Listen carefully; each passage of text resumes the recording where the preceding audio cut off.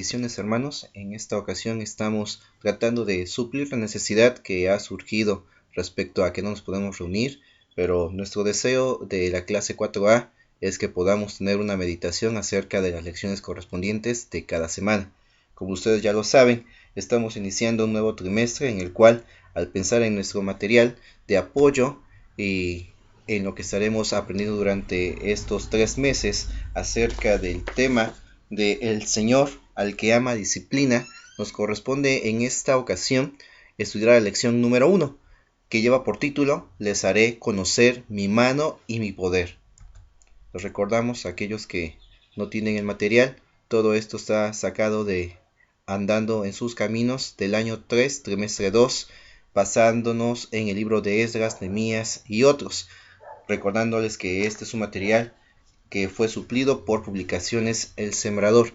Si ustedes escuchan un poco de ruido, disculpen las molestias, es la primera prueba, deseamos mejorar las condiciones, pero sobre todo el deseo es que juntos podamos seguir meditando, compartiendo de la palabra del Señor. En esta ocasión vamos a ver que dentro de todas las lecciones vamos a encontrar a un personaje en el cual estará también centrándonos la atención para entender el contexto de lo que vivió el pueblo de Israel. Les recordamos que dentro de lo que vamos a ver va a estar basado lo que sucedió antes del cautiverio, recordando la situación que después de Saúl, David, Salomón y que el reino fue dividido en Israel y Judá.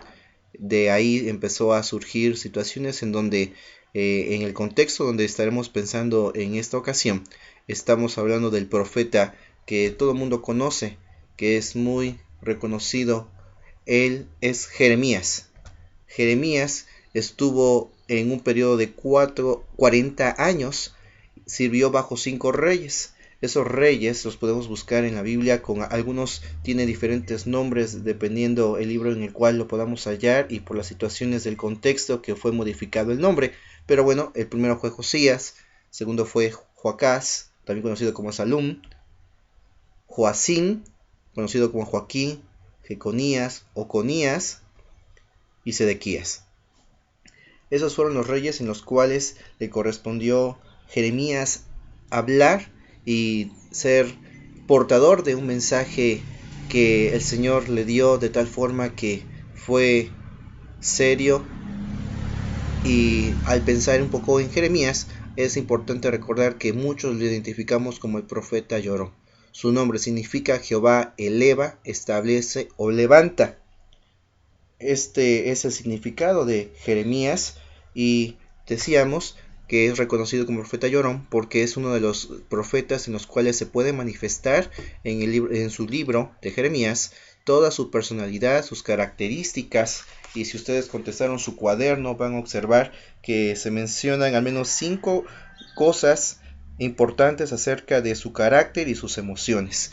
Dentro de sus carácter y sus emociones se habla acerca de cuán sensible era en medio de la situación que vivía el pueblo de Israel. Él se encuentra desconsolado por el pecado de Israel. También se ve el amor que le tiene hacia el pueblo y esto le produce muchísimo sufrimiento al ver la situación de no entender el mensaje de Dios. También podemos observarlo en algún momento en el capítulo 9, desanimado y quería apartarse del pueblo debido a que ya no podía tolerar la situación de Israel respecto a no hacer la voluntad de Dios. Más adelante también se manifiesta descontento, enojado por la desesperación en el capítulo 15, capítulo 20, y también hace referencia en el capítulo 20 una situación muy particular cuando él hace referencia que el llamamiento que recibió era algo muy fuerte, que si tal vez en el tiempo actual, cuando escribe el capítulo 20, se le hubiera hecho la invitación para ser profeta, él hubiera dicho que no. Pero también después concluye diciendo, pero tú Dios me sedujiste, me atrajiste y pude continuar con aquello que tú nos has dado. Es por ello que otro punto a destacar acerca de este personaje fue cómo a él le tocó un tiempo de apostasía y le tocó precisamente denunciar con severidad esta situación. Recordándoles, si no lo tenían presente, Jeremías fue el profeta a quien le tocó vivir en el tiempo después del último avivamiento por el rey Josías. De hecho, es lo que decíamos dentro de los cinco reyes, le tocó la última parte de Josías. Debemos de recordar que hubo un avivamiento en donde todo el pueblo de Israel volvió a leer la palabra, la ley, y ellos se comprometieron ante el Señor. Pero después de esto, el pueblo se alejó y se regresó al paganismo, a la idolatría, situación que produjo para ellos una disciplina dada por aquel que es el único que lo puede hacer. Y recordando disciplina, pues vamos a recordar que hay diferentes tipos de disciplinas. Una de las que vamos a estar observando dentro de esta lección tiene que ver, haciendo referencia un poco a cuando estuvieron en Egipto y Dios quiso formarlos ahí. Esta es la disciplina formativa, en donde ellos fueron formados como nación. Ahí Dios intervino y permitió que ellos fueran una gran nación, y hubo buenos resultados debido a su tiempo. Pero posteriormente, regresando a nuestra lección, ahora vamos a ver la disciplina punitiva, en donde ellos tendrían que sufrir consecuencias hasta que no llegaran a un arrepentimiento, y por ello tendrían que llegar a Babilonia como esclavos, sirviendo a aquellos que ahora seguían sus costumbres, como el paganismo. Pensando en esto, será importante observar la disciplina. En esta ocasión, recordando el título, nos hace meditar en dos cosas importantes. Para disciplinar, ¿qué debe haber? Amor. Si no hay amor, esta disciplina puede tener otros tipos de tintes, dado que puede devolverse venganza y puede existir violencia. Otra de las situaciones que tenemos que entender es quién disciplina. Nosotros tenemos el ejemplo de un padre a un hijo, y es lo que maneja el Nuevo Testamento, que la disciplina que el Señor nos da es de aquel padre a su hijo, de tal forma que su deseo o interés es que nosotros podamos ser mejores hijos. En Efesios 6:4 hace esta referencia, que el Señor es el único que puede disciplinar, porque Él es nuestro Padre. No es el hombre quien disciplina. Pensando en esto, hay 3 puntos que debemos aprender acerca de la disciplina, como introducción previo a lo que tenemos que ver en la lección número 1. La disciplina no se debe despreciar. Si se llegara a despreciar, sería pues no de gran provecho, dado que estamos entendiendo que viene de parte de aquel que nos ama, aquel que es nuestro Padre, y que está observando cosas no gratas en nosotros, que a una larga nos van a producir algún inconveniente. Por eso es importante entender que no podemos menospreciar la disciplina de aquel que nos ama. También esto nos hace recordar que es provechosa, y más si viene de parte de Dios, porque Él, con su conocimiento, su sabiduría, su omnisciencia, sabe del resultado final. Por ello es importante obedecer y captar esta disciplina.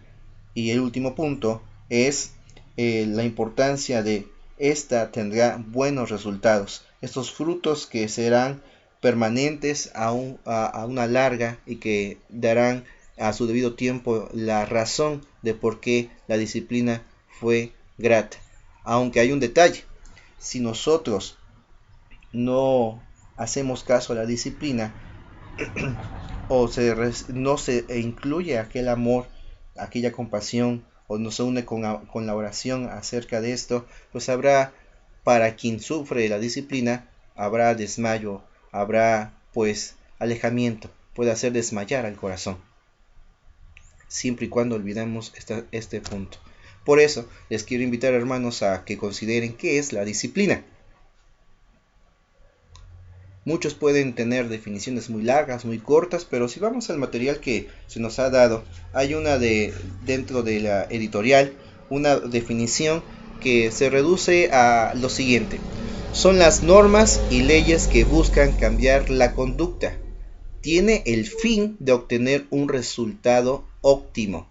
Pensando en esto, vamos a observar cómo Dios, quien es el Padre de todo, manifiesta preocupación por su pueblo Israel y nuevamente le habla de una forma muy fuerte, muy severa y muy semejante a lo que estamos viviendo en nuestros días. Queriendo como de ellos como de nosotros lo siguiente: Él quería que su pueblo se arrepintiera, que su pueblo confesara para que fuera restituido. Si de lo contrario, no podrían entonces ellos pues aprovechar la disciplina de su Padre, cosa que en nuestros tiempos también es importante. No olvide la definición ni estos 3 puntos, porque serán claves para esta lección en medida que sigamos avanzando. Bien, nuestra lectura o nuestra porción se encuentra en Jeremías capítulo 16, versículo 9 al 21. Recordando que este último versículo es el versículo clave o el texto que debiéramos tener muy presente. Ojalá que lo puedan ustedes repasar, memorizar y no olvidar. El texto dice: por tanto, aquí les enseñaré esta vez, les haré conocer mi mano y mi poder, y sabrán que mi nombre es Jehová. 16:21 de Jeremías. Bien, hagamos nuestra porción y les invito a que leamos juntos lo que la palabra de Dios dice en Jeremías capítulo 16, 9 a 21. Si ustedes no tienen su Biblia a la mano, les invitamos en reuniones posteriores a anexar su Biblia para que puedan subrayar aquello que consideren importante. También lo estaremos mostrando para ustedes, pero sería ideal que tengan su Biblia y que puedan verificar que lo que se está dando a conocer no es otro tipo de versión, sino que es justamente la palabra de Dios, que es lo que queremos nosotros dar a conocer. Bien, iniciemos la porción, versículo 9. Porque así ha dicho Jehová de los ejércitos, Dios de Israel: he aquí que yo haré cesar en este lugar delante de vuestros ojos y en vuestros días toda voz de gozo y toda voz de alegría, toda voz de esposo y toda voz de esposa. Y acontecerá que cuando anunciéis a este pueblo todas estas cosas, te dirán ellos: ¿por qué anuncia Jehová contra nosotros todo este mal tan grande? ¿Qué maldad es la nuestra, o qué pecado es el nuestro que hemos cometido contra Jehová nuestro Dios? Entonces les dirás: porque vuestros padres me dejaron, dice Jehová, y anduvieron en pos de dioses ajenos, y los sirvieron ante ellos, se postraron y me dejaron a mí y no guardaron mi ley.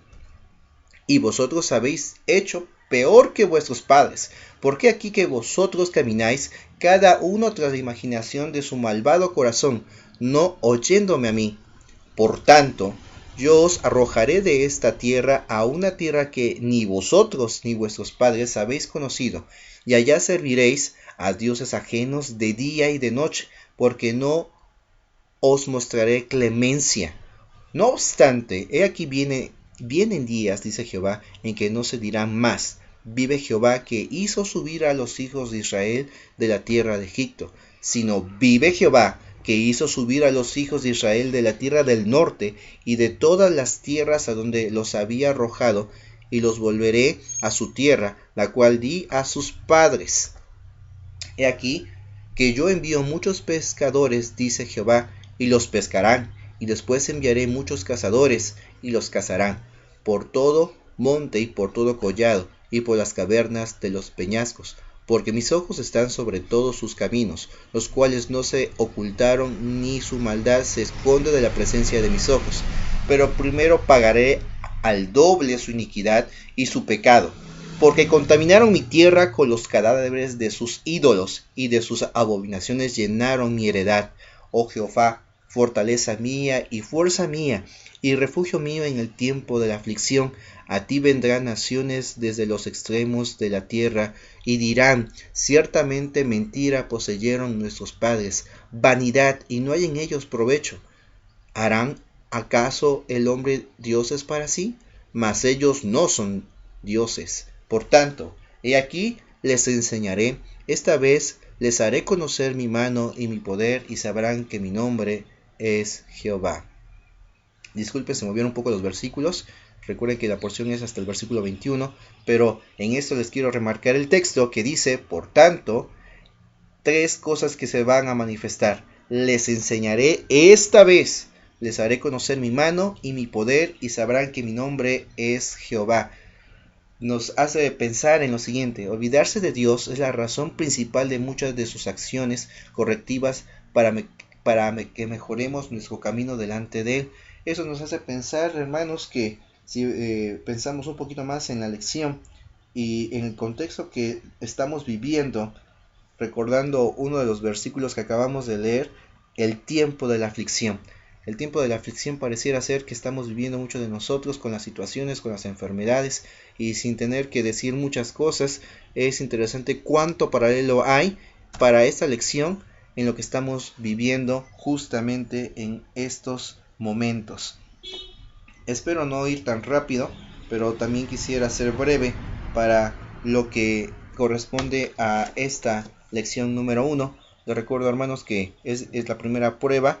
Deseamos mejorar un poquito pues los sonidos, también el ruido, reducirlo, pero deseamos que ustedes puedan junto con nosotros tener una forma de poder interactuar y también pues tener la disciplina de estudiar juntos en un horario determinado. No sabemos en qué momento verán este video, pero lo que sí queremos es que tengamos un momento principalmente en el día domingo, para que en la escuela dominical como familias podamos seguir meditando e introduciendo entre nosotros como padres, como hermanos, como clase de 4A, y compartir a otros lo que el Señor nos habla por medio de su palabra.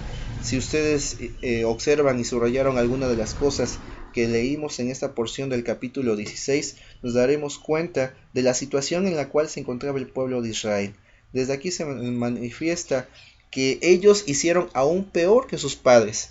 En la palabra de Dios encontramos que ellos, después de que se habían comprometido con Moisés, con Josué, acerca de que ellos cumplirían, guardarían, darían a conocer, repetirían las leyes a sus hijos, hubo un tiempo en el cual, si recordamos la época de los jueces, que tuvo el Señor nuevamente que disciplinarlos, para que ellos pudieran ser santos y para que se separaran de la idolatría.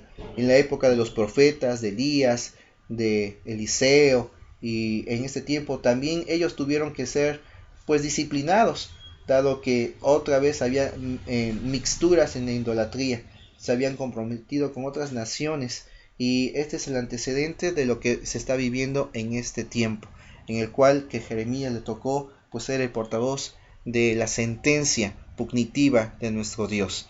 Con esto en mente, vamos a pasar rápidamente. ¿Qué experimentó el pueblo de parte de Dios? Si observamos 3 cosas que se veían en el texto, pues vamos a poder decir: la mano de Dios, la mano de Dios que castigaría al pueblo por el pecado que habían cometido. El castigo va ligado a la disciplina, pero es el último de los casos. Recuerden que estamos hablando de una disciplina punitiva, en la cual Dios tiene que ser totalmente severo a causa de la indiferencia, de la indisciplina, de el pecado de aquellos que Él ama y que desea que puedan cumplir su voluntad. Él, siendo Dios todo amoroso, todopoderoso, no nos obliga, sino muestra su misericordia y su amor. Y es por ello que al pensar en que Él nos muestra su mano, también nos muestra su poder. Poder que dice que ellos volverían. Y así como sus padres y sus antepasados tuvieron muy presente cómo fue que fueron liberados de la esclavitud de Egipto, ahora ellos podrían tener bien marcado cómo Dios los sacaría de aquel cautiverio, hablando de Babilonia, y regresarían a su tierra, aunque eso tuvo que pasar 70 años, a causa que en ese tiempo fue lo que permitió que estos varones pudieran reconocer su pecado, lo confesaran y fueran restituidos. También su nombre, recordando estas palabras, nos muestra su fidelidad, diciendo: yo los quiero conmigo, y a su debido tiempo, cuando ellos hagan esto, que se arrepientan, que se confiesen, serán restituidos y volverán a su hogar, la tierra que Él les había dado a sus hijos, tierra que de alguna forma podemos observar que era especial. Y eso nos hace a llevar a la siguiente pregunta: ¿qué podría experimentar su iglesia en nuestros días de parte de Dios? El Señor nos ha dado muchas cosas, hermanos. Y pensando en esta parte y en el paralelo, podemos observar, si ustedes leen todo el capítulo 1, 2, 9, 16, 20, vamos a observar la situación real del pueblo de Israel. En el capítulo 1, si no me equivoco, se habla una comparación muy simple, donde hace referencia que es como si Israel fuera la esposa y recién casados con Dios, todo es amor, todo es bello, pero después fingen. En el capítulo 3, versículo 10 dice que fingen ese amor, es decir, que se alejan de Dios. Y es una situación tan triste. También en estas porciones encontramos cómo cambia el pueblo de Israel a Dios, una fuente inagotable por una cisterna rota, haciendo el contraste. Cambiaron a Dios por algo tan insignificante. Y es esto lo que nos hace meditar que en el tiempo de Jeremías, él les recuerda a Judá cómo fueron castigados los de Efraín cuando le tentaron y provocaron su enojo en Silo, cómo fue castigada su hermana Israel, porque para este tiempo Israel ya había sido llevado a cautiverio, pero Judá aún no había sufrido las consecuencias de la mano de Dios respecto a que fueran llevados, y esto hizo sentir que Judá era como que la tribu privilegiada, que ellos estaban bien en su forma de pensar, creían que ellos no estaban haciendo absolutamente nada mal, y esto fue parte de la situación que hizo que Dios tuviera que actuar de una forma tan estricta. A diferencia de Israel, podemos encontrar que solo esta tribu de Judá fue donde muchos de ellos regresaron como remanente después de 70 años, después del cautiverio. También hemos de recordar que hubo dos momentos en donde primero Babilonia se lleva a algunos, entre ellos podemos recordar a Daniel, se llevaron a los príncipes, y posteriormente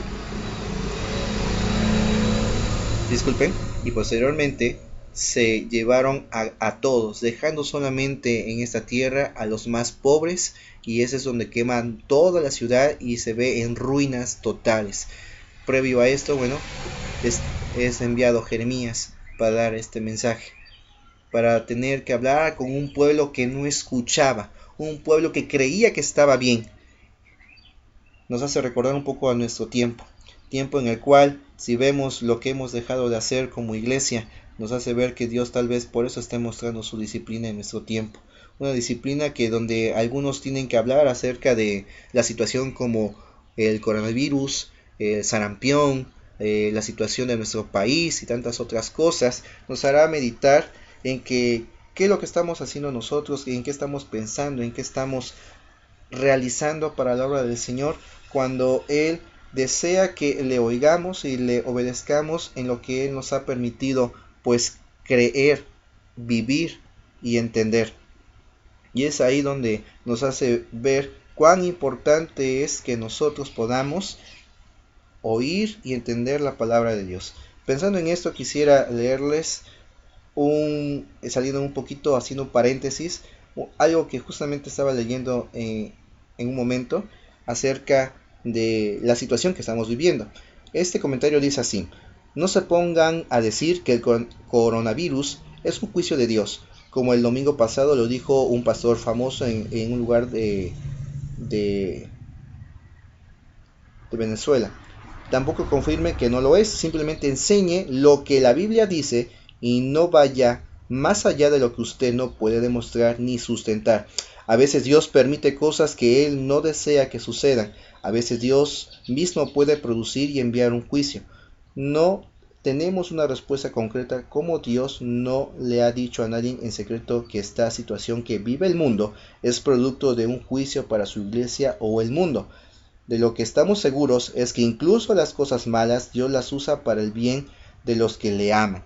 Y eso nos hace ver, hermanos, que en el paralelo acerca de lo que Jeremías vivió en su tiempo. Le tocó convencer y tuvo que hablar ante príncipes, ante sacerdotes, ante reyes, ante el pueblo, y ellos no escucharon el mensaje de Dios. Se negaron a reconocer la situación real, y ahora creo que es lo mismo que está pasando. Estamos viviendo un tiempo en el cual la iglesia necesita ser avivada, un momento en el cual necesitamos, hermanos, recordar lo que el Señor nos pidió. Él nos pide tener comunión con Él, nos pide orar, nos pide pues estudiar su palabra, y a través de esto muchos hemos deseado y anhelado pues congregarnos nuevamente. Hemos deseado entender cuál es la voluntad de Dios, y a situaciones anteriores ya también se había visto una gran diferencia en la reunión de oración, pero ahora nos toca trabajar desde el punto inicial en nuestros hogares, como familias. Como padres tenemos una gran responsabilidad de guiar a nuestras familias en lo que el Señor nos ha pedido. Jeremías le tocó un trabajo muy difícil y estuvo solo. Tan solo Dios estuvo con él para librarlo de la mano de aquellos que se oponían a la verdad y decían: ¿por qué nos declaras esto si nosotros estamos bien? ¿Quién crees que eres tú? Y él sufrió muchas de esas situaciones. Pero en nuestro caso no estamos solos. Tenemos también la presencia de Dios, pero también tenemos la ayuda de nuestros hermanos. Hermanos que están haciendo mucho esfuerzo y esmerándose para que de una forma en medio de la situación podamos todos seguir pensando en cuán importante es la palabra de Dios y cómo poder interpretar correctamente. Por eso tenemos que aclarar que más de presentar un punto de vista, es lo que queremos subrayar, es lo que la Biblia dice respecto a la disciplina de Dios, respecto a lo que en esta mañana queremos subrayar, que el Señor nos ha dado una Biblia para que nosotros podamos ser nosotros ser enseñados, pero sobre todo en Romanos 15:4 nos hace referencia que en medio de la situación que podamos vivir, en medio de lo que muchos se han alejado y se han apartado, y para evitar que el pueblo de Dios peque, se aleje y sufra consecuencias terribles, el Señor nos ha dado una esperanza, y por eso nos ha dado su palabra, recordando que esta misma, que su palabra, nos enseña, nos redarguye, nos corrige y nos instruye. Por ello es importante que la obedezcamos. De lo contrario, recibiremos justa retribución y caeremos en desobediencia. No vivamos engañados teniendo un cuadro distorsionado de lo que el Señor quiere que entendamos. El hombre inventa un Dios que es amor pero no justicia, que extiende su mano para rescatar pero no castiga, que habla para consolar a sus hijos pero no los amonesta, juzga o condena. Ese Dios no es el Dios revelado en la Biblia ni en la historia. No es el Dios que nos manifestó el Señor Jesucristo. Si nos regocijamos en su amor, aceptemos su disciplina y permitamos que por ella nos transforme en mejores hijos. Hermanos, hay muchas cosas que vemos en la cual se está fallando en nuestro tiempo. Ahora es tiempo de arrepentirnos, confesar, para que el nombre de Dios sea glorificado en nuestro tiempo. Y pensando en esto, se nos ha dicho que habrá una reflexión en cada una de las lecciones, y esta dice así: la gracia de Dios no es una cama mullida para que descanse en ella el perezoso. Es decir, hermanos, no podemos quedarnos perezosos en este tiempo. Cuando le haremos conocer, el Señor nos hará conocer su mano poderosa en medio de la situación. Esperamos sus comentarios y sugerencias, y también que Dios les bendiga en esta semana, y en su voluntad nos veremos en la siguiente lección, en donde estaremos estudiando la porción de Daniel, capítulo 1, versículo 5 al 15.